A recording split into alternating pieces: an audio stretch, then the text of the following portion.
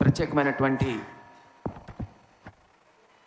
ఈ స్తుతి కూడికలో లేకపోతే ప్రార్థనా కూడికకు మనందరి తండ్రి అయిన దేవుడు మనందరినీ ఇక్కడ సమావేశపరిచినందుకు, అలాగే ఈ దినం మీతో కలిసి సహవాసం చేసి ఇలాగున కలిసి దేవుని యొక్క వాక్యం ఆలోచించే భాగ్యాన్ని దేవుడు నాకు అనుగ్రహించినందుకు దేవాది దేవునికి కృతజ్ఞతాస్తుతులు స్తోత్రాలు చెల్లిస్తూ ఉన్నాను.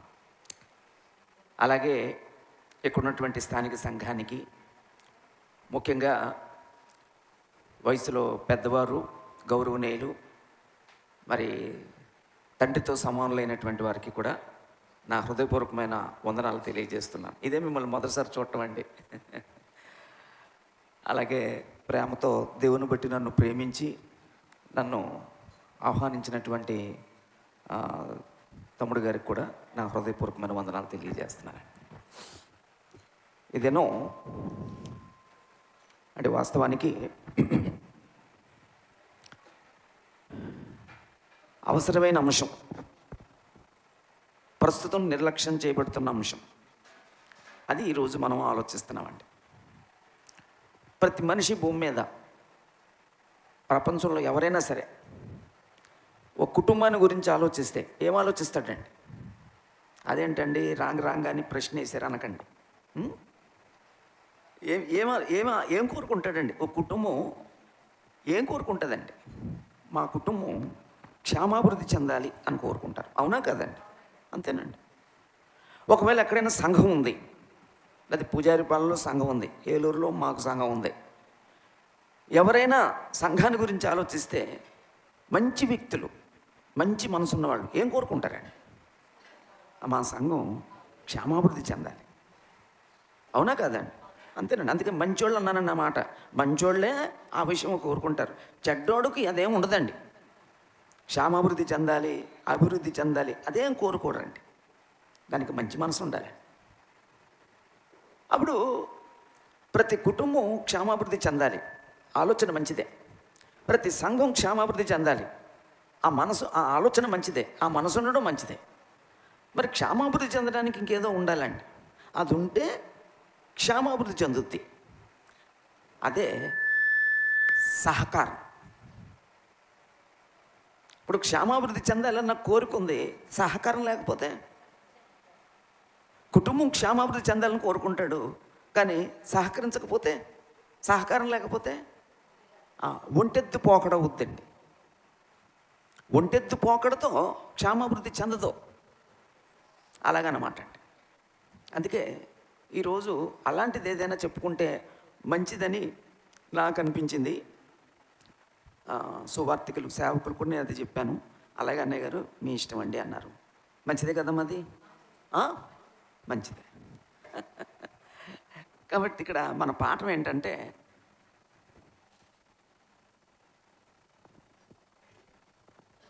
మనము సహకరిద్దాం.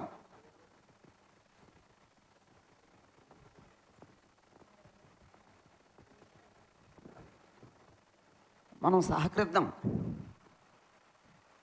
అంటే సహకారం యొక్క దృక్పథం ప్రతి మనిషికి తెలియాలి. అది తెలిస్తే సహకరిస్తాడు.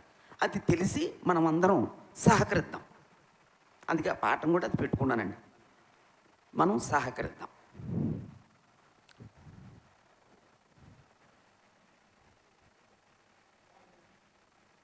సహకారము, అసలు సహకారం అనే మాటకి అర్థం ఏంటండి? సహకారం అనే మాటకి భాగస్వామ్యము.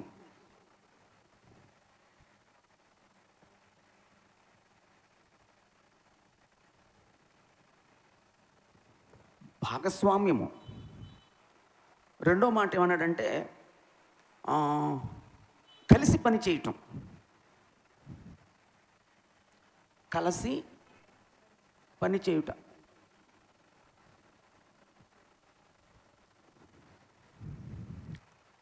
అంటే అందరూ కలిసి పని చేయడాన్ని సహకరించడం అన్నాడండి. తోడ్పాటు అందించుట.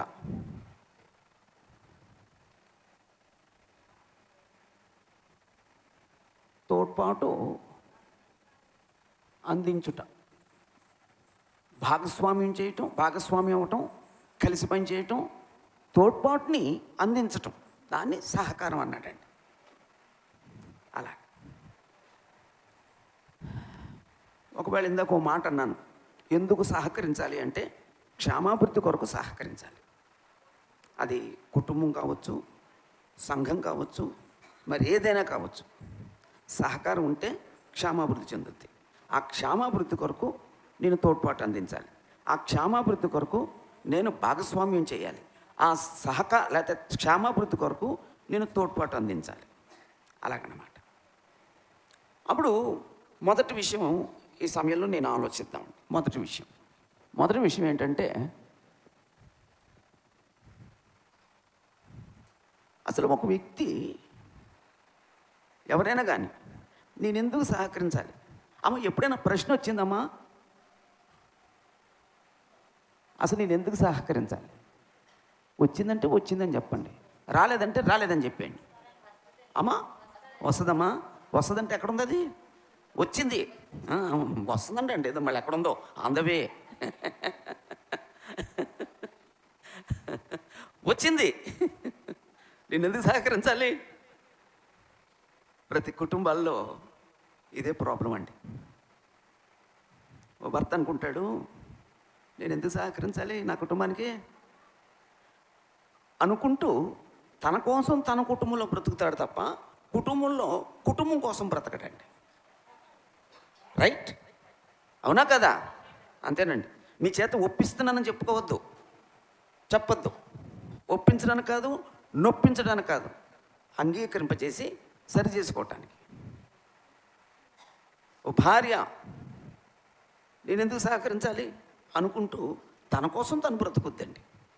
బిడ్డలు మేమెందుకు సహకరించాలి అని మేము సహకరించమని వాళ్ళ కోసం వాళ్ళు బ్రతుకుతున్నారండి.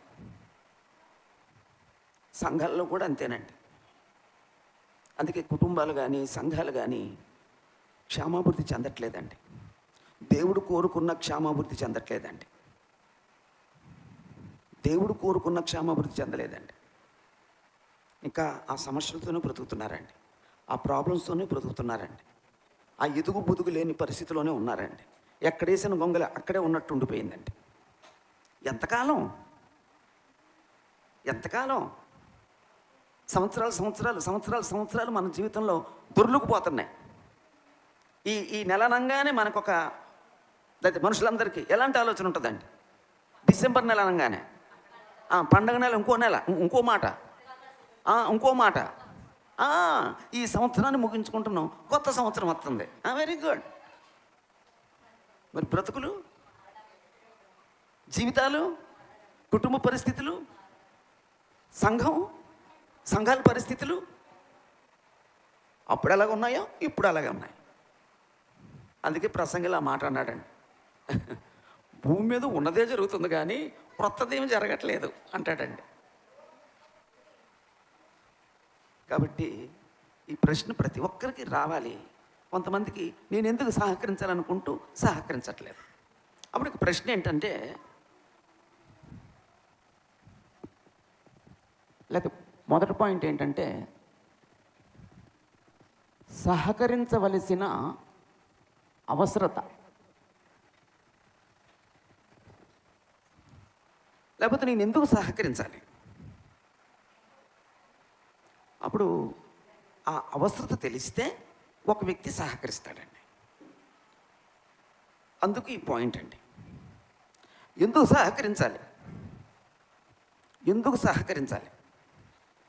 సహకరించాలంటే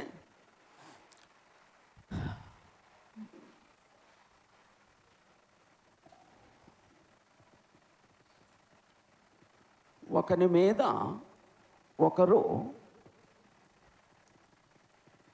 ఆధారపడినట్లు సృష్టించబడితిమి.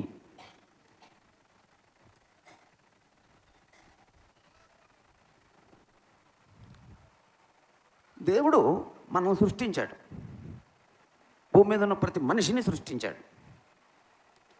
భూమి మీద మనిషిని సృష్టించిన దేవుడు ఒకరి మీద ఒకరు ఆధారపడేటట్లుగా సృష్టించాడా, ఇండివిజువల్గా ఉండేటట్టు సృష్టించాడా? అంతేనండి. ఒకరి మీద ఒకరు ఆధారపడేటట్టుగా సృష్టించాడండి. అందుకే దేవుడు ఆదామును సృష్టించినప్పుడు మొట్టమొదట ఆదామును సృష్టించాడు. ఆదామును సృష్టించిన తర్వాత ఆదాము ఒంటరిగా ఉన్నాడు. అప్పుడు దేవుడు అనుకొని ఆదాము ఒంటరిగా ఉండటం మంచిది కాదు, అతనికి సాటి అయినా అమ్మ వాక్యం తెలుసు కానీ సహకరించం, సాటి అయినా సహాయముగా అతని కొరకు హవ్వను నిర్మించాడండి. అంతేనండి. ఒకరి మీద ఒకరు ఆధారపడేటట్లుగా దేవుడు మానవులని సృష్టించాడు. పశువులకి ఆ పరిస్థితి లేదు. అవి పుట్టినమ్మంటే కొన్ని పశువులు అయితే కొన్ని పశువులు బిడ్డలను విడిచిపెట్టేసి వెళ్ళిపోతాయండి.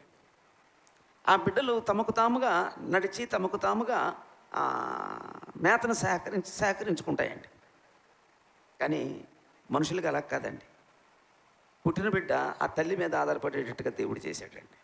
ప్రతి మనిషి మరొక మనిషి మీద ఆధారపడేటట్లుగా చేశాడండి. అందుకే దేవుడు ఆదాము దగ్గరికి భార్యని అవ్వను తీసుకొస్తూ సాటిన సహకారి ఇదిగో అని ఇచ్చాడండి. కాబట్టి భార్యాభర్తలు ఇరువురు ఒకరి మీద ఒకరు ఆధారపడేటట్లుగా, తల్లిదండ్రులు బిడ్డలు ఒకరి మీద ఒకరు ఆధారపడేటట్లుగా దేవుడు సృష్టించాడు.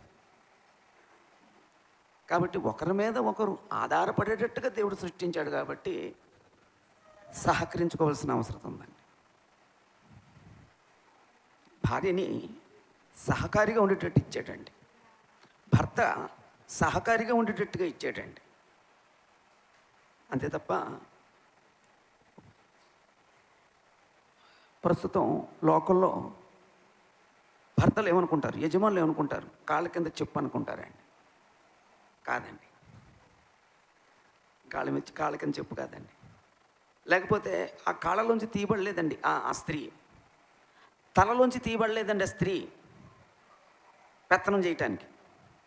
మరి అక్కడి నుంచి తీయబడిందండి, ప్రక్కటెముకలోంచి తీయబడిందండి. ఆ ప్రక్కటెముక నుంచి ఎందుకు తీయబడిందండి? నువ్వు సహకారిగా ఉండటానికి. అంతేనండి. కాబట్టి ఇలాగా దేవుడు ప్రతి మనిషిని ఒకరి మీద ఒకరు ఆధారపడేటట్లుగా సృష్టించాడు. కాబట్టి ప్రతి మనిషి తోటి మనిషికి, ప్రతి వ్యక్తి తన తోటి వ్యక్తికి, ప్రతి వ్యక్తి తన కుటుంబంలో సహకరించవలసిన అవసరత ఏర్పడింది. అంతేనండి. అలా ఆధారపడేటట్లు దేవుడు సృష్టించాడండి. ఓకే. 2, ఎందుకు సహకరించాలి? సహకారం ఎందుకు? నిర్వహించబడిన పనులు క్రమముగా జరుగుటకు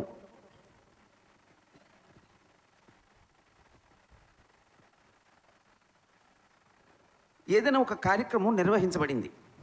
అది కుటుంబంలో కావచ్చు, సంఘంలో కావచ్చు, ఏదైనా కావచ్చు. ఆ కార్యక్రమం సక్రమంగా జరగాలంటే ఏం జరగాలండి? సహకరిస్తే అది క్రమంగా జరుగుద్దండి. ఒకవేళ సహకరించకపోతే అది క్రమంగా జరగదండి, ఫెయిల్ అయిపోద్దండి. అది ఎంత గొప్ప పని అయినా సరే కొన్నిసార్లు కుటుంబంలో ఒక యజమాని అనుకుంటాడండి, నేను ఇలా చేద్దాం అనుకున్నానండి కానీ చేయలేకపోయినండి. ఏమి లేక? డబ్బు లేక కదమ్మా? కాదు. బలం లేక కదమ్మా? కాదు. పరిస్థితులు అనుకూలించకపోవటం బట్ట? కాదు. మరి ఏం లేకపోబట్టి? సహకారం లేకపోబట్టి. అందుకే కొంతమంది మంచి కార్యక్రమాలు తమ మనసులోనే ఉండిపోతాయి తప్ప అవి కార్యాచరణలోనికి రావండి, కార్యరూపం దాల్చవండి. కారణం ఏంటంటే ఆ కుటుంబంలో ఉన్న వ్యక్తులు సహకరించరు, ఆ సంఘం సహకరించదండి. అందుకనే కొన్నిసార్లు కార్యక్రమాలు జరగవండి. నాకు తెలిసిన ఒక సంఘం ఉందండి, వాళ్ళు కార్యక్రమాలు ఇప్పుడు జరగట్లేదండి. కారణం ఏంటంటే సహకరించట్లేదండి. సహకరించకపోతే అక్కడ నాయకుడు ఏం చేస్తాడండి? సహకరించకపోతే ఇంటి యజమానుడు ఏం చేస్తాడండి? సహకరించకపోతే తల్లి ఏం చేద్దండి? సహకరించని ఏ సంస్థ ఏమీ చేయలేదండి. సహకరిస్తేనే ఇప్పుడు నోవాహు ఉన్నాడు, దేవుడు ఓడను కట్టమన్నాడు. ఎలా కట్టగలిగాడండి ఓడ? కుటుంబం సహకరిస్తే కట్టగలిగాడండి. భార్య సహకరించిందండి, పిల్లలు సహకరించారండి, కోడళ్ళు సహకరించారండి. అందుకనే అంత పొడుగున్న ఓడని, అంత ఎత్తున్న ఓడని, అంత వెడల్పున్న ఓడని, ఆ గొప్ప ఓడని కట్టగలిగారండి. ఒకవేళ ఆ కుటుంబ సభ్యులు ఎవరైనా సహకరించకుండా ఆటంకం చేస్తే కట్టగలిగాడమా? తన కుటుంబాన్ని సేవ్ చేసుకోగలిగాడమా? లేదండి. అలాగే ఇశ్రాయేలీలు దేవుడు ఐగుప్తుని తీసుకొచ్చిన తర్వాత, నేను మీ మధ్య ఉండుటకు నాకు నివాస స్థలం, ప్రత్యక్ష గుడారం నిర్మించమన్నాడండి. ప్రత్యక్ష గుడారం ఎందుకండి? నేను మీ మధ్య ఉండటానికి. దేవుడు మన మధ్య ఉంటే, దేవుడే మన మధ్య ఉంటే ఎంత గొప్ప సంగతి అండి, ఎంత గొప్ప దీవెనండి. చాలామందికి అది గ్రహించట్లేదండి. దేవుడు మన మధ్య ఉండటం, దేవుని సన్నిధి మన మధ్య ఉండటం, అది గొప్ప దీవెన, గొప్ప కాపుదల. సరే, సాక్షి గుడారాన్ని కట్టమన్నారు. అప్పుడు సాక్షి గుడారం నిర్మాణం గురించి యెహోవా దేవుడు చెప్పాడు. అతి పరిశుద్ధ స్థలం ఉండాలి, పరిశుద్ధ స్థలం ఉండాలి, ఆవరణం ఉండాలి. అతి పరిశుద్ధ స్థలంలో వస్తువులు ఉండాలి, పరిశుద్ధ స్థలంలో ఈ వస్తువులు ఉండాలి, ఆవరణలో ఈ వస్తువులు ఉండాలి. పరిశుద్ధ స్థలంలోనూ అతి పరిశుద్ధ స్థలంలోనూ ఈ లోహంతో చేయాలి, ఆవరణంలో వస్తువులు ఈ లోహంతో చేయాలి అన్నీ చెప్పారండి. ఇప్పుడు చేయవలసిన బాధ్యత ఎవరిదండి? ఇశ్రాయేలీది. అమ్మ మాట్లాడద్దావు. ఇశ్రాయేలీది. ఇశ్రాయేల్ ఏం చేశారండి? ఆ సాక్ష్య గుడారం నిర్మాణం కొరకు వాళ్ళందరూ సహకరించారండి. సహకరించారు కాబట్టే వాళ్ళు అంత గొప్ప సాక్ష్య గుడారాన్ని నిర్మించగలిగారండి.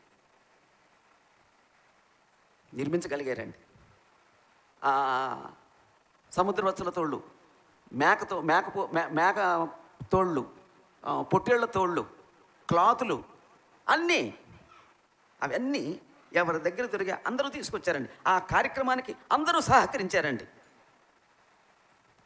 అంత గొప్ప సాక్ష్యపు గుడార నిర్మాణం కొరకు ఒకవేళ వాళ్ళే కనుక సహకరించకపోతే అయ్యేదమ్మా? మనకి అబ్రహాం గురించి తెలుసు. అబ్రహాం గురించి మనకి ఎప్పుడు ఒక మాట ఉంటుంది, విశ్వాసులకు తండ్రి అని కదమ్మా. విశ్వాసులకు తండ్రి ఎలాగ అయ్యాడండి? ఆ భార్య సహకరిస్తే అయ్యాడండి, ఆ పిల్లలు సహకరిస్తే అయ్యాడండి. ఒకవేళ యెహోవా దేవుడు చెప్పాడు, నీ దేశము నుండి నీ బంధువుల యొద్ద నుండి నేను నీకు చూపించే దేశానికి నువ్వు వెళ్ళు అన్నాడండి. అబ్రహాం బయలుదేరాడండి. అబ్రహాం బయలుదేరినప్పుడు ఎవరు వచ్చారండి ఆయనతో? అమ్మా, తన భార్య, తన తండ్రి, తన సహోదరులు, వాళ్ళ బిడ్డలు అందరూ వచ్చారండి.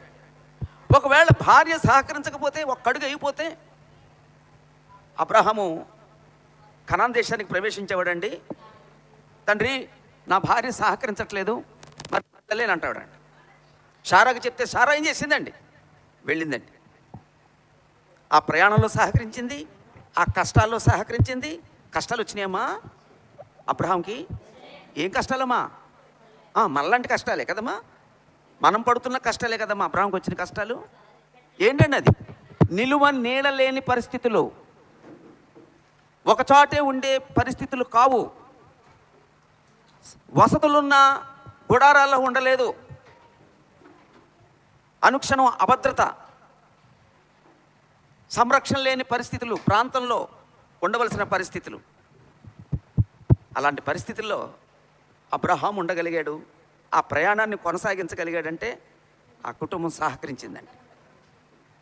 అబ్రహాం యొక్క విశ్వాసానికి సహకరించింది, అబ్రహాం యొక్క శ్రమలో సహకరించింది, అబ్రహాం యొక్క ప్రయాణంలో సహకరించింది,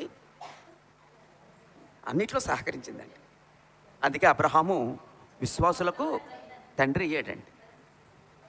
కనుక మన జీవితంలో ఏదైనా నిర్వహించబడినటువంటి పనులు క్రమంగా జరగాలి అంటే ఏముండాలండి?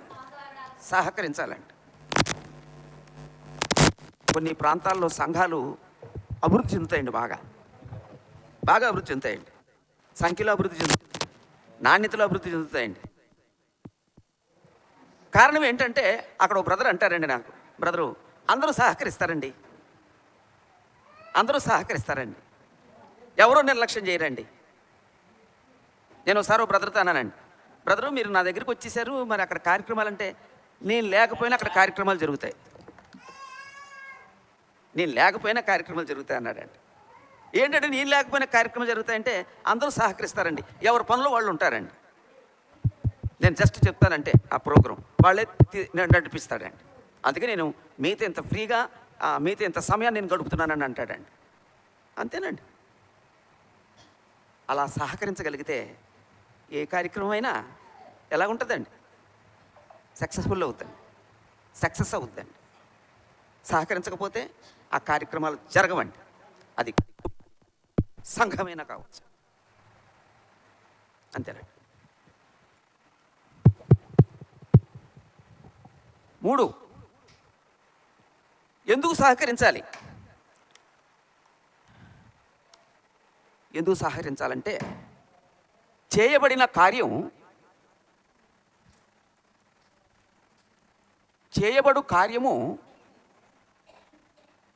దేవునికి మహిమ కలగాలి.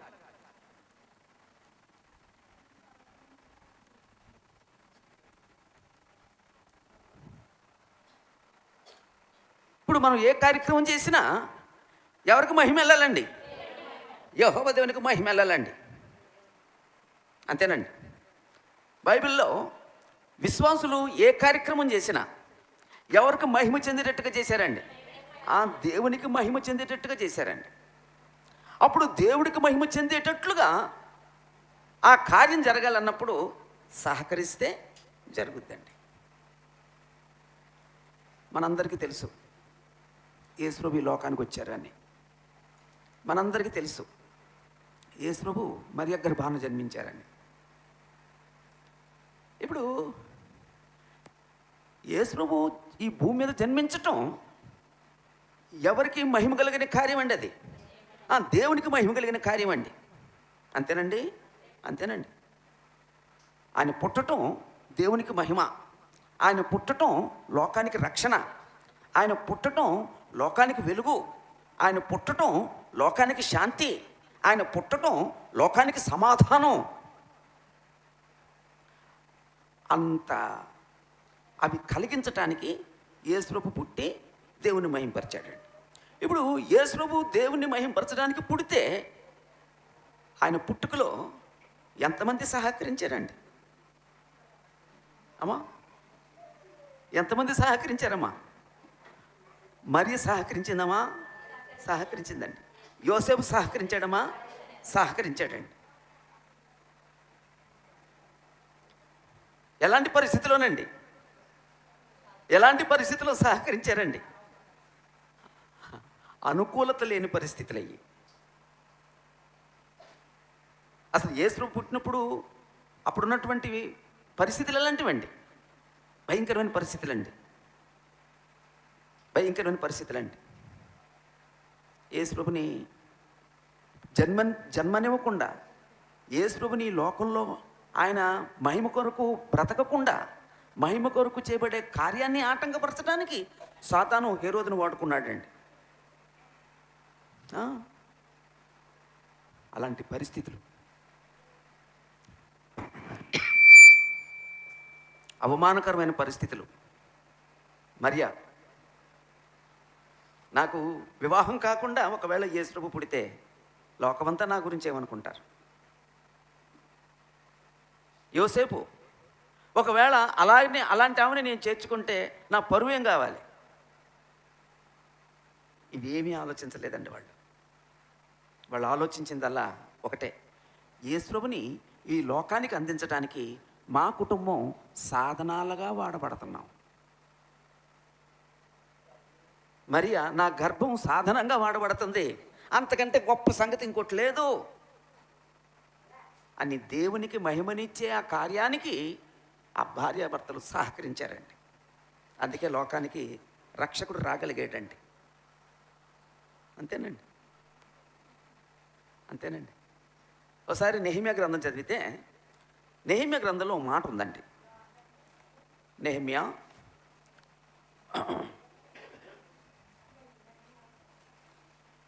6వ అధ్యాయం 3వ వచనం.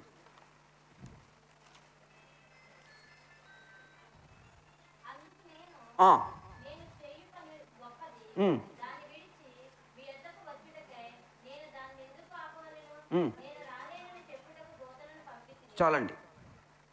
ఇక్కడ నెహెమ్యా ఒక గొప్ప కార్యం చేస్తున్నాడండి, మంచి కార్యం చేస్తున్నాడండి. ఏమిటా మంచి కార్యం అంటే ప్రాకారాలు కట్టడం. ఆ ప్రాకారాలు కడుతున్నటువంటి పరిస్థితుల్లో అది ఆపాలని కొంతమంది, ఆ పని జరగకుండా ఉండాలని కొంతమంది. నెహెమ్యా ఆ ప్రాకారాలు కట్టే విషయంలో అది ఎవరికి మహిమకరంగా కట్టాలనుకున్నాడండి? దేవునికి. అయితే వీళ్ళు ఆటంకపరచాలనుకున్నారు, ఒక కుట్ర చేశారు.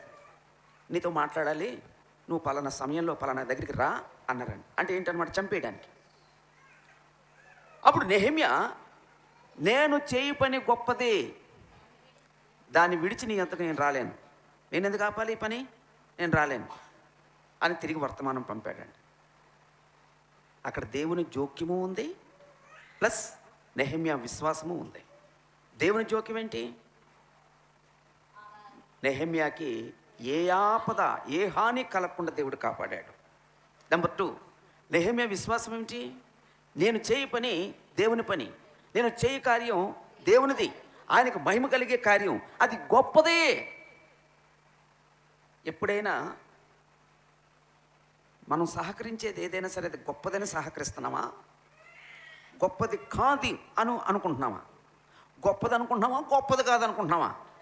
గొప్పది అంటే సహకరిస్తాడండి, గొప్పది కాదంటే సహకరించడండి.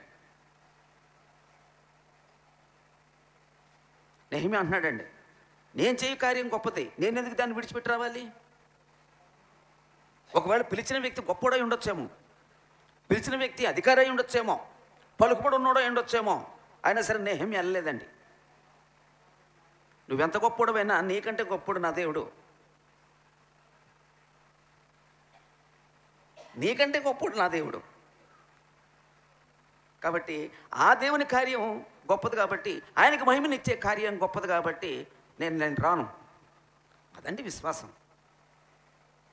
ఈరోజు మనం చేసే కార్యం దేవునికి మహిమనిచ్చేదైతే, అది దేవునికి మహిమనిచ్చేది అని నేను నమ్మితే, నేను గ్రహిస్తే, దానికి ప్రతి వ్యక్తి ఏం చేస్తాడండి? సహకరిస్తాడండి, ముందుంటాడండి. కొన్నిసార్లు ఏదైనా పని అప్పగిస్తే ఏమంటారు? నాకు చాలా బిజీ అండి, నాకు అసలు ఖాళీ లేదండి, నేను ఖాళీ లేదండి, నాకు బిజీ అండి, నేను రాలేనండి, నేను చేయలేనండి. ఎవరి విషయంలో నాకు ఖాళీ లేదు, నేను చెయ్యలేను, నేను బిజీ అంటున్నామండి. అమ్మా, దేవుని కార్యం ఒకవేళ ఒకటి అనుకుందాం. సరే, దేవుని కార్యం విషయంలో నువ్వు బిజీ అయిపోయి, నాకు ఖాళీ లేదండి, నా వల్ల కాదండి, నేను చేయలేనండి, నేను పార్టిసిపేట్ చేయాలని అంటున్నాం.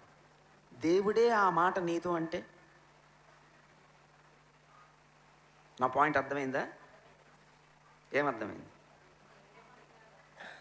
మనం దేవునికి ప్రార్థన చేస్తాం, తండ్రి నేను ఈ తలపెట్టిన కార్యం సహాయం చేయి తండ్రి, నేను ఇది అనుకుంటున్నాను కాబట్టి ఇది నాకు అనుగ్రహించడు తండ్రి.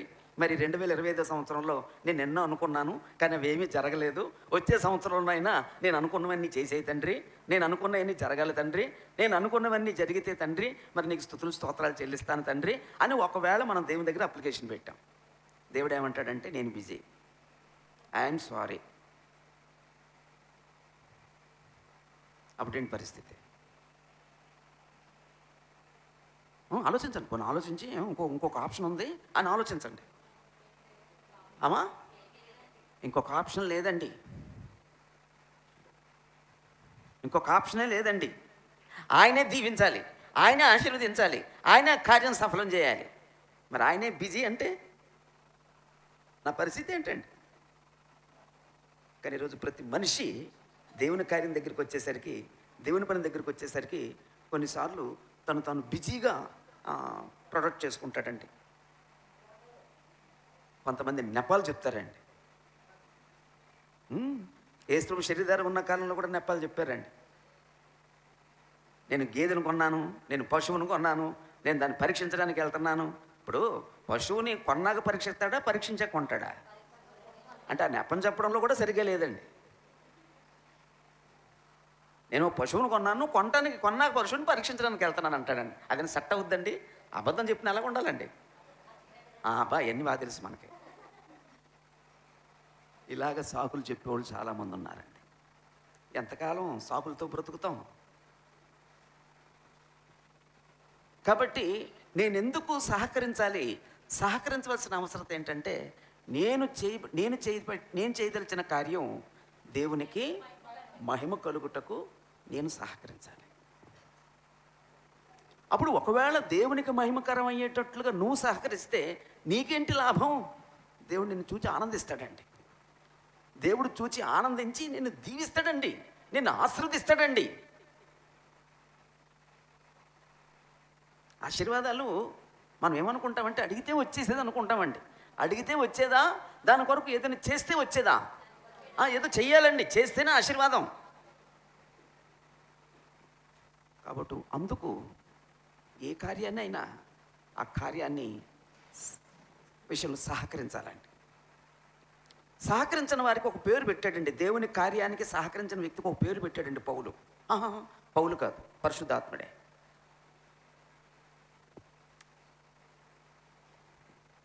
అపవాది కుమారుడా, అపవాది కుమారుడా,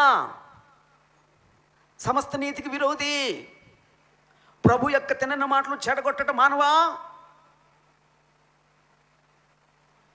ఏంటంటే అక్కడ కార్యక్రమం ఏం జరుగుతుంటే అతను సహకరించలేక అడ్డుపడ్డాడండి. పౌలు మొదటి ప్రయాణంలో కుప్రా ప్రాంతానికి వెళ్ళినప్పుడు, ఆ కుప్రా ప్రాంతంలో ఒక ప్రాంతానికి వెళ్తున్నప్పుడు అక్కడ ఒక వ్యక్తి వాక్యం వింటున్నాడండి.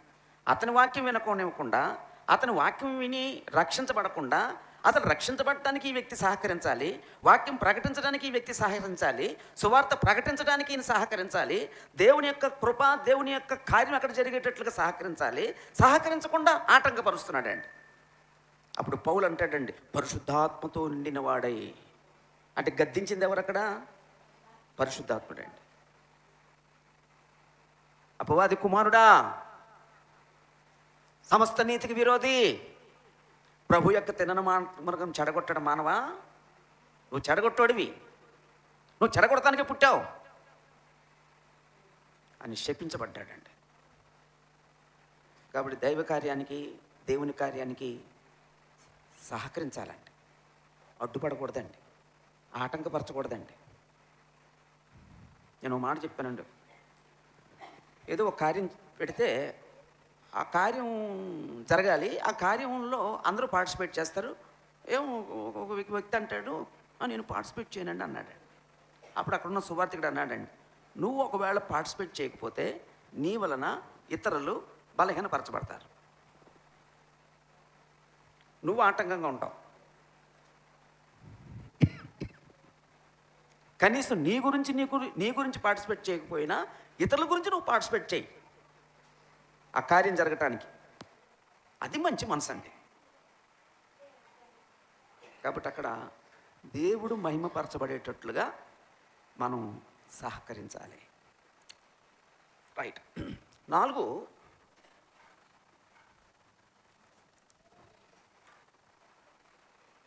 మొదటి కొరింథీ పత్రిక 12:26. మొదటి కొరింథీ పత్రిక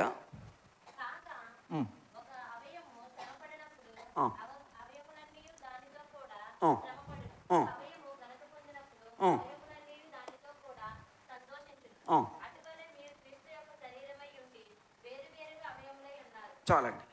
ఇక్కడ సహకరించవలసిన అవసరం ఏంటండి అమ్మా? శరీరం అంటే క్రీస్తు శరీరంలో అవయవాలము.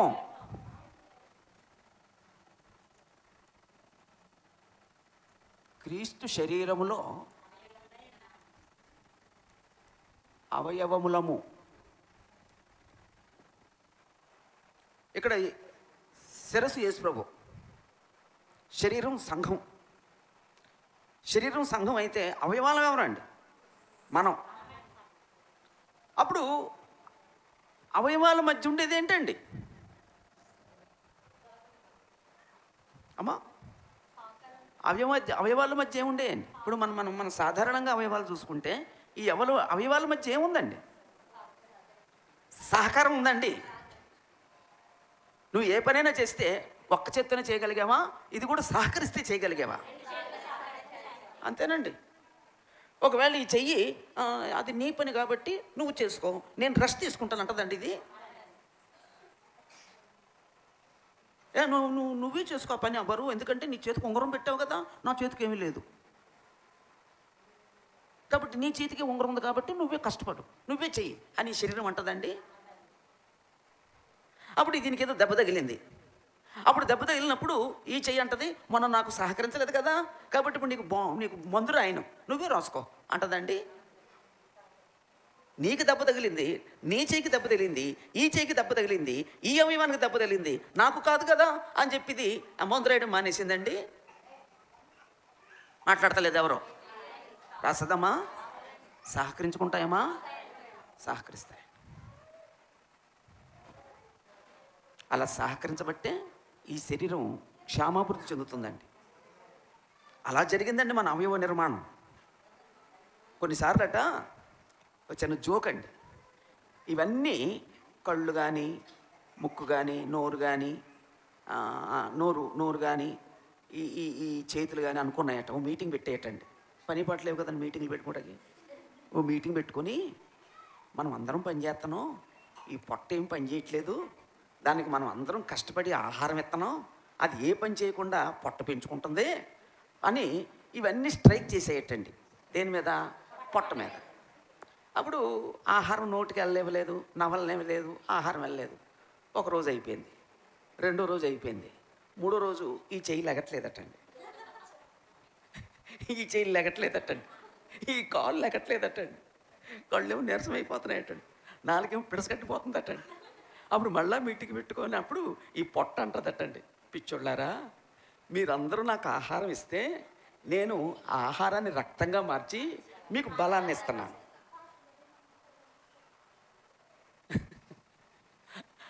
శరీరంలో ఉన్న ఏ అవయమైనా సరే సహకరిస్తుందండి. అలా సహకరించబట్టే ఈ శరీరం అంత క్షేమంగా ఉందండి.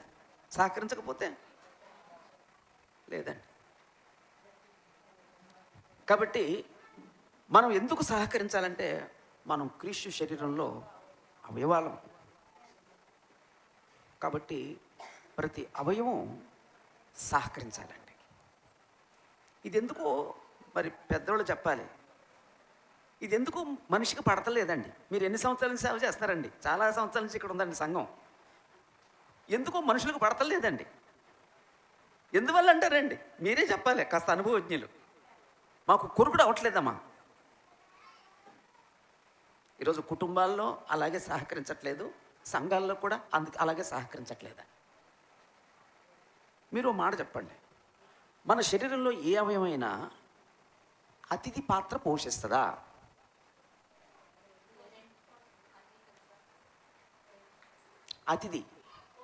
అతిథి పాత్ర పోషిస్తుందా? మరి మనం క్రీస్తు శరీరంలో అందరం అవయవాలమైతే మనం ఎందుకు అతిథులుగా ప్రవర్తిస్తాం?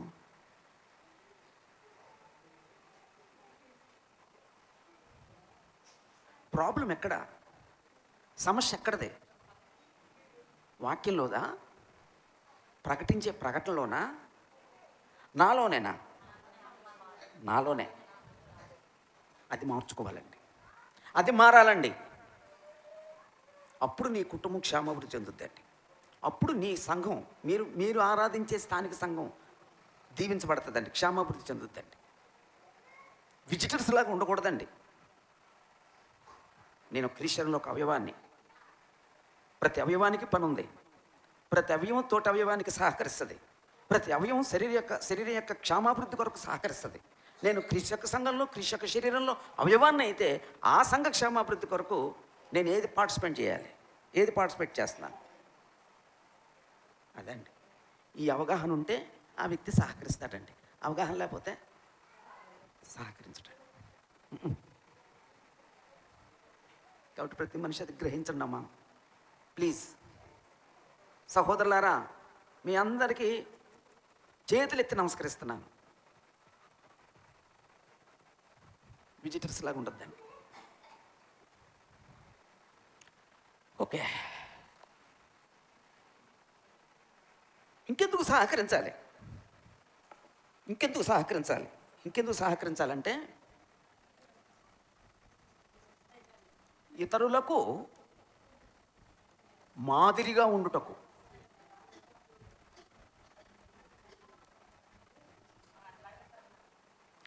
ఇతరులకి మాదిరిగా ఉండడానికి నువ్వు సహకరించాలి. అంటే ఇతరులకు మాదిరిగా అంటే ఇప్పుడు ఒక వ్యక్తి వచ్చాడు. ఒక వ్యక్తి వచ్చినప్పుడు తోటి వ్యక్తిని చూసి ఏమి నేర్చుకోవాలి? మంచిగా నేర్చుకోవాలి కదండి ఎవరైనా, అంతే కదండి. ఒక విశ్వాసి ద్వారా మరొక విశ్వాసి ఏమి నేర్చుకోవాలి? విశ్వాసాన్ని నేర్చుకోవాలి, అంతే కదండి, అంతే కదండి. అలాగే ఒక వ్యక్తి నేనెందుకు సహకరించాలంటే మరొక వ్యక్తికి నేను మాదిరిగా ఉండటానికి. మాదిరిగా ఉండవలసిన నేనే సహకరించకపోతే మిగతా వాళ్ళు ఏమి సహకరిస్తారండి? అంతేనండి.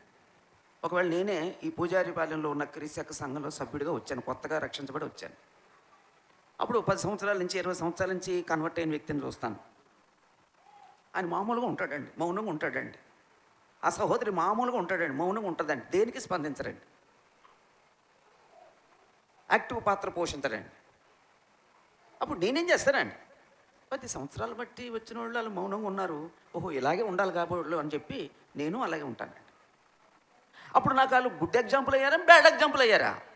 బ్యాడ్ ఎగ్జాంపుల్ అయ్యారండి. కాబట్టి మనకు తెలియకుండానే ఇతరులని మనం మన మాదిరితో మనం పాడు చేస్తున్నాము, బాగు చేస్తున్నాము. మన మాదిరితో వాళ్ళు పురుకొల్పబడుతున్నారా, మనమే ఆటంకంగా ఉన్నామా? అది ఆలోచించండి. ఇతరులకి మాదిరిగా ఉండటానికి సహకరించాలండి, అంతేనండి. ఆ తర్వాత ప్రతి మనిషి గుర్తించబడాలని కోరుకుంటాడు కదండి, గుర్తించబడాలని కోరుకుంటాడు. అప్పుడు పేరు రావాలని కోరుకుంటాడు. అంటే పేరు రావటానికి కూడా ఎలాగా అంటే నేను చిన్న ఉదాహరణ చెప్తాను. ఒక వ్యక్తి ఏదో సాధించాడు, సాధించిన తర్వాత అతనికి ఒకవేళ జిల్లా ఎడిషన్లో కానీ లేకపోతే మెయిన్ పేపర్లో కానీ ఆయన ఫోటో పడింది, ఎలా ఫీల్ అవుతాడమ్మా? ప్రౌడ్గా ఫీల్ అవుతాడు కదమ్మా. రే నాది మెయిన్ పేపర్లో పడిందిరా, ఫ్రంట్ పేజీలో పడిందిరా. ఒకవేళ జిల్లా ఎడిషన్లో అంటే జిల్లా ఎడిషన్లో పడిందిరా. ఒకవేళ ఎవరైనా పేపర్ చూడకపోతే అరే పేపర్ చూసేవాళ్ళ వాళ్ళు పేపర్ చూసావని 10 సార్లు అంటాడండి. ఎందుకోసం చూసావంటాడండి, నేను ఉన్నాను అందులో అని, దాన్ని చూడాలని, అది గొప్పగా ఫీల్ అవ్వాలని. అందుకే కొంతమంది అదేంటండి ఏ బుక్లో పడతారమ్మా గిన్నీస్ బుక్లో కొంతమంది లిమ్కా బుక్లో చేర్చబడిన వాళ్ళు ఉంటారండి, గిన్నీస్ బుక్లో చేర్చబడిన వాళ్ళు ఉంటారు. అతను గిన్నీస్ బుక్ గ్రహీత, లేకపోతే గిన్నీస్ బుక్ అవార్డు పొందినోడు, గిన్నీస్ బుక్లో చేర్చబడినోడు అని అతని గురించి రాసి ఆ పేరు మెన్షన్ చేస్తారండి. అది గొప్ప. ఒక వచనం చదువుదాం. ఫిలిప్పీయులకు రాసిన పత్రిక 4వ అధ్యాయం 3వ వచనం.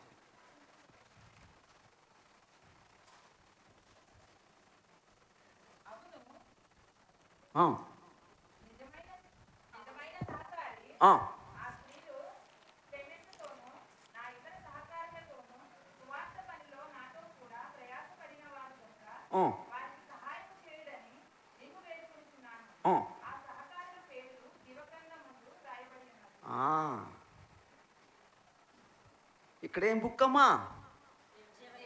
జీవగ్రంథం అంటండి. ఎవరి దగ్గర ఉండే జీవగ్రంథం అమ్మా? యెహోవా దేవుని దగ్గర ఉండే జీవగ్రంథం. ఆ జీవగ్రంథంలో పేర్లు లెక్కించబట్టం ఎంత గొప్ప సంగతమ్మా. ఇంతకీ మన పేర్లు జీవగ్రంథంలో ఉన్నాయా అండి? ఏం మాట్లాడతలేదు, టైం అయిపోయిందా? మరి అంత సీరియస్గా చూస్తున్నారు? మన పేర్లు జీవగ్రంథంలో వ్రాయబడ్డాయా? ఒకవేళ జీవగ్రంథంలో కనుక మన పేర్లు వ్రాయబడకపోతే మన స్థానం ఏంటండి?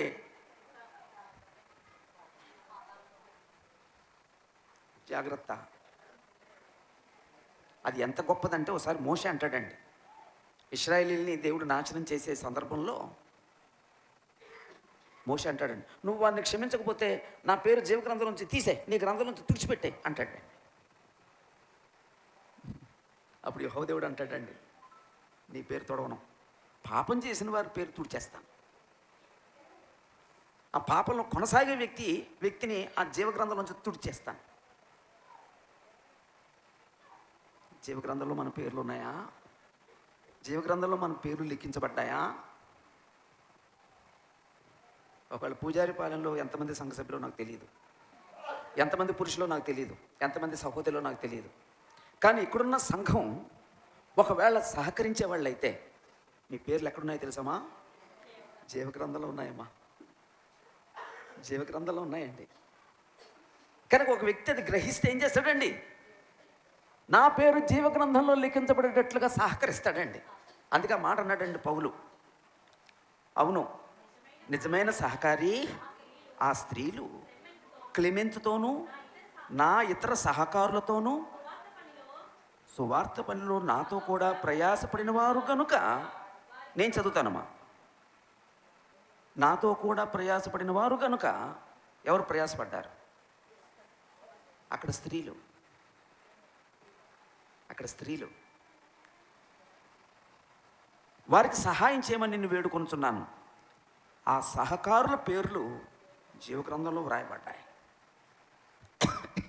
ఈరోజు నేను సహకరించే ఏదైనా సరే దైవ కార్యం, ఒక మంచి కార్యం, అది సువార్త కావచ్చు, సువార్త పనికి కావచ్చు, సంఘ కార్యక్రమం కావచ్చు, సంఘంలో ఉండే ఏర్పాటు చేసే మీటింగ్ కావచ్చు, పరిచర్య కావచ్చు, దేనికైనా నేను సహకరిస్తే నా పేరు జీవగ్రంథంలో వ్రాయబడి ఉంటాయి. కాబట్టి ఎందుకు సహకరించాలి?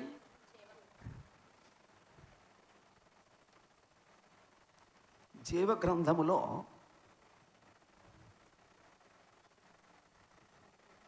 పేరు వ్రాయబడును. దేవుని దగ్గర మీ పేరు లిఖించబడిందండి. కొన్నిసార్లు మనం ఏదైనా గవర్నమెంట్కి ఏదైనా అర్జీ పెట్టుకుంటే ఆ తర్వాత నెక్స్ట్ డే కానీ ఆ తర్వాత కానీ మనం ఏమంటామండి? నా పేరు వచ్చిందా, నా పేరు పలికిందా? అమ్మ నీ పేరు లిస్టులో లేదమ్మా అనగానే ఏమవుతామమ్మా? బాధపడతామండి, ప్రయాసపడతామండి, దాని కొరకు మళ్ళీ ప్రయత్నిస్తామండి. అమ్మ నీ పేరు జీవగ్రంథంలో వ్రాయబడిందమ్మా అంటే, అమ్మ నీ పేరు జీవగ్రంథంలో వ్రాయబడలేదంటే.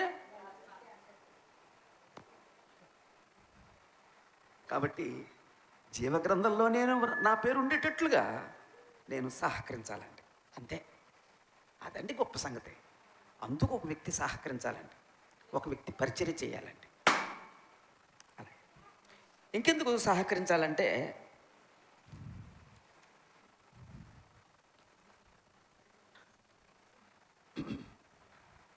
మత్తయి సువార్త 25 అధ్యాయం 26వ వచనం.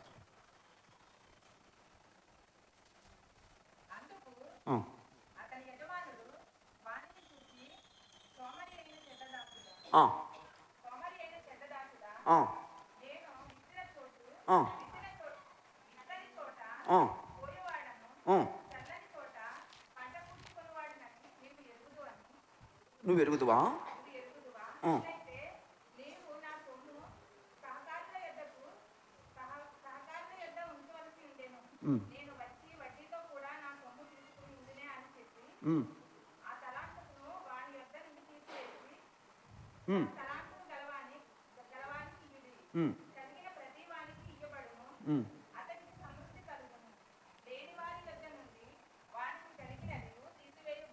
చాలండి అమ్మా. ఇదేంటండి? ఇది యేసు చెప్పింది ఏంటమ్మా?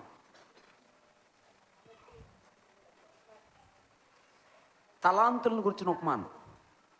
ఒక ఆయనకి 5 తలాంతులు, ఒక ఆయనకి 2 తలాంతులు, ఒక ఆయనకి 1 తలాంతు. అప్పుడు ఇచ్చి ఆ యజమానుడు వెళ్ళిపోయాడటండి. అప్పుడు 5 తలాంతులోడు యజమానుడు వచ్చేసరికి తలాంతులు అడుగుతున్నాడు. నేను తలాంతులు ఇచ్చాను కదా, అవి ఏం చేసేవి అడు లెక్క అడుగుతున్నాడండి. అప్పుడు 5 తలాంతులోడు, నాయన నువ్వు 5 తలాంతులు ఇచ్చావు, మరొక 5 తలాంతులు సంపాదించి 10 చేసి ఇదిగో నీకు ఇచ్చాను. అప్పుడు యజమానుడు బడా మంచి నమ్మకమైన మంచి దాసుడా అన్నాడండి. అప్పుడు 2 తలాంతుల దగ్గరికి వెళ్ళి, నీకు తలాంతులు ఇచ్చాను కదా, అదేం చేసావు అన్నాడండి. నువ్వు నాకు 2 తలాంతులు ఇచ్చావు, మరొక 2 సంపాదించి 4 చేశాను, ఇదిగో అన్నాడండి. ఓ బలా నమ్మకమైన మంచి దాసుడని మెచ్చుకున్నాడండి. 1 తలాంతు ఇచ్చినోడు దగ్గరికి వెళ్ళి, ఏదో నీ తలాంతు ఏదని అడిగాడండి. అప్పుడు ఆయనే ఉన్నాడండి, నువ్వు చల్లని చోట కొయ్యవాడు అని, కఠినుడు అని నేను ఎరిగి, అమ్మో ఈ తలాంతు ఒకవేళ నా దగ్గర ఉంటే పోద్దని చెప్పి, దీంతో నేను ఏమీ చేయకుండా గోతులో తీసి గోతులో కప్పెట్టాను, ఇదిగో నీ తలాంతు అన్నాడండి. అప్పుడు ఆ యజమాని ఏమన్నాడంటే, చెడ్డదాసుడా, నేను కఠినమని ఎరిగి ఆ తలాంతు నీ దగ్గర ఎందుకుంది? సావుకారుల దగ్గరికి ఇస్తే వాళ్ళు ఆ తలాంతుని ఇంకెక్కువ చేస్తారు కదా, నువ్వెందుకు చేయలేదు? నువ్వు సోమరివి కాబట్టి నీకు ఇచ్చిన తలాంతుని నీ యొద్దను తీసివేసి మరొకరికి ఇవ్వబడుతుంది, వృద్ధి చేసుకున్న వారికి ఇవ్వబడుతుంది. నీకున్న తలాంతును కూడా తీసేస్తాను అంటే అక్కడ యేసు చెప్పిన మాట ఏంటంటే 29వ వచనంలో, కలిగిన ప్రతివానికి ఇవ్వబడును, అతనికి సమృద్ధి కలుగును, లేని వాని యొద్ద నుండి వానికి కలిగింది కూడా తీసివేయబడుతుంది. ఆ వచనం డైరెక్ట్గా చదివితే కన్ఫ్యూజ్ అయిపోతామండి. కలిగిన వానికి సమృద్ధిగా ఇస్తాడటండి, లేనోడి దగ్గర ఉన్నది కూడా తీసేస్తాడట. అదేంటండి? అర్థమైందమ్మా వచనం ఏంటండి? కలిగిన వానికేమో సమృద్ధికి ఇస్తాడటండి, లేనోడికి ఉన్నది కూడా తీసేస్తాడు. అంటే ఇప్పుడు ఉన్నోడికేమో ఎక్కువ ఇస్తాడు, లేనోడికి ఆ ఉన్నది కూడా తీసేస్తాడా? కాదండి, దేవుడు తలాంతులు ఇస్తాడండి.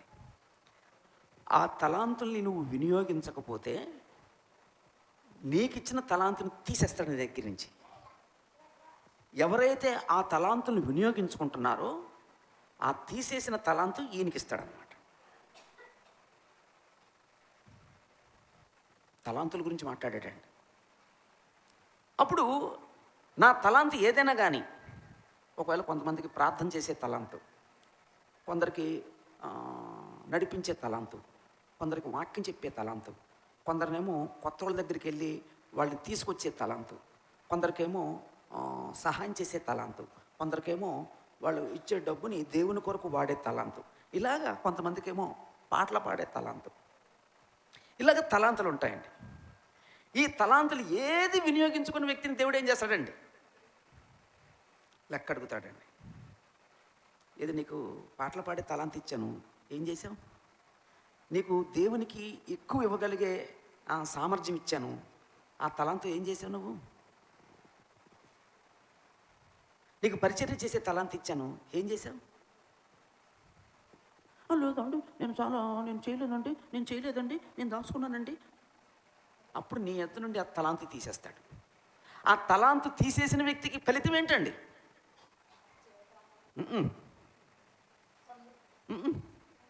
30వ వచనం.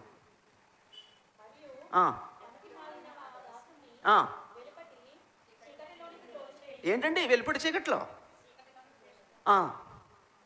చీకట్లో ఏడుపును పండ్లు కొరుకుట. ఎక్కడండి అది? నరకం. నీ తలాంతులను వృద్ధి చేసుకోకపోతే నరకం. అంతేనండి. కాబట్టి నేను ఎందుకు సహకరించాలంటే నా తలాంతుల్ని వృద్ధి చేసుకోవడానికి సహకరించాలండి.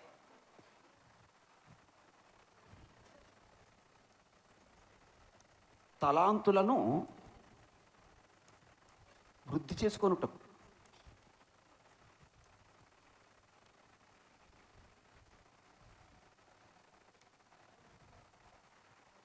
నీ తలాంతులను వృద్ధి చేసుకోవడానికి సహకరించాలండి.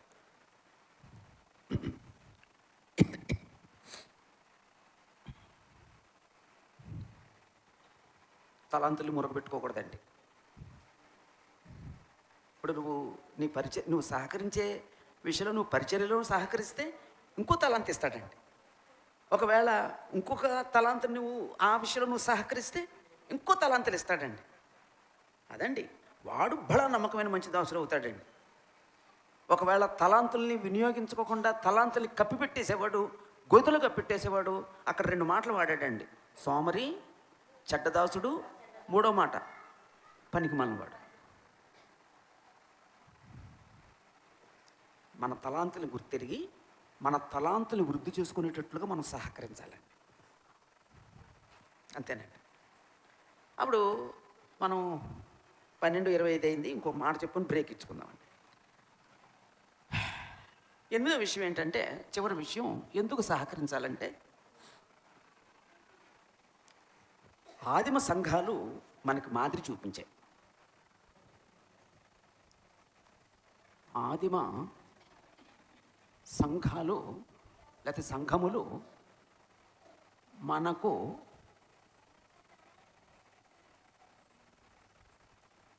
మాదిరి చూపించెను. ఇది పెద్ద సబ్జెక్ట్ అండి. ఆదిమ సంఘాలు చూపిన మాదిరి. వాళ్ళు ఎలా సహకరించారండి ఆదిమ సంఘాలు? అమ్మా, ఎలా సహకరించారంటే, ఒక వచనం చదువుకుందామండి. ఒక వచనం చదువుకుందామండి.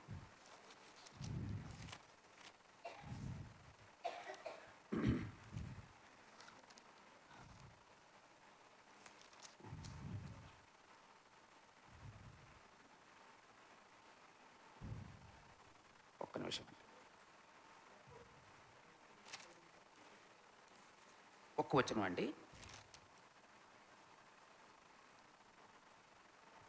10వ అధ్యాయం, హెబ్రీ పత్రిక 10వ అధ్యాయం 32 నుంచి చదువుతామండి. నేను చదువుతాను, తీసి జాగ్రత్తగా పరిశీలించండి. అయితే మీరు వెలిగింపబడిన మీదట శ్రమలతో కూడిన గొప్ప పోరాటము సహించిన పూర్వదినములు జ్ఞాపకం తెచ్చుకొనండి.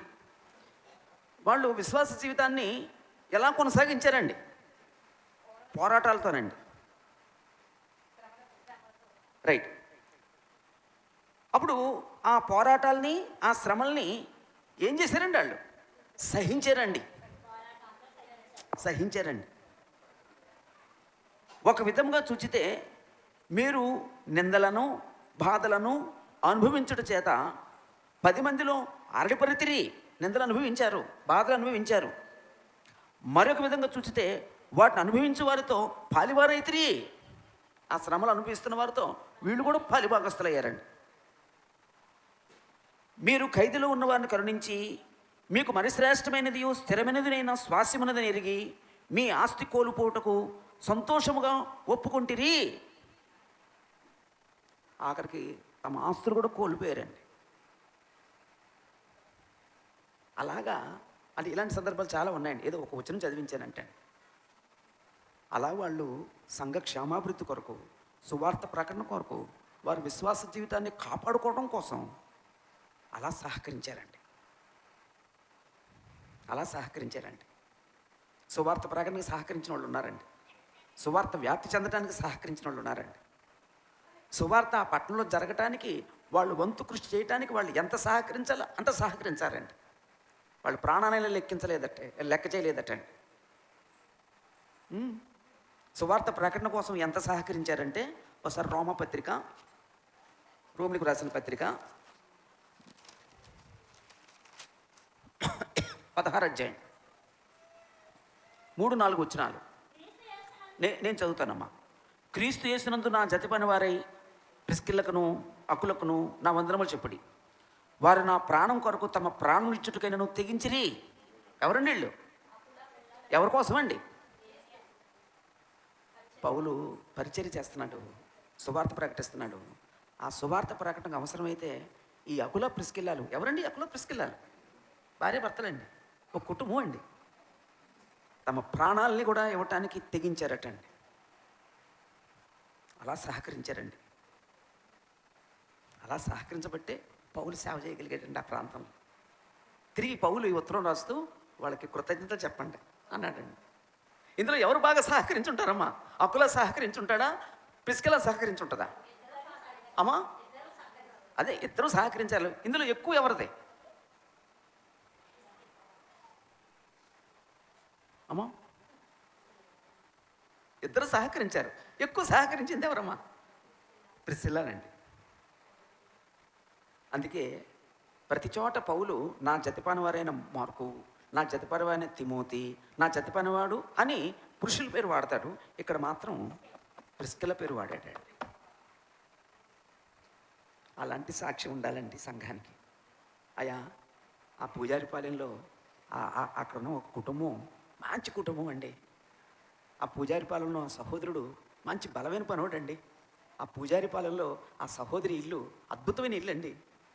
వాళ్ళు ఆతిథ్యం ఇచ్చే ఇల్లండి. వాళ్ళు సువార్తకు ముందుండే ఇల్లండి. వాళ్ళు ఏ పనైనా సరే వాళ్ళు నిర్మలంగా ప్రేమతో చేస్తారండి. ఎవరు ఎస్కేప్ అవ్వరండి అక్కడున్న సంఘం.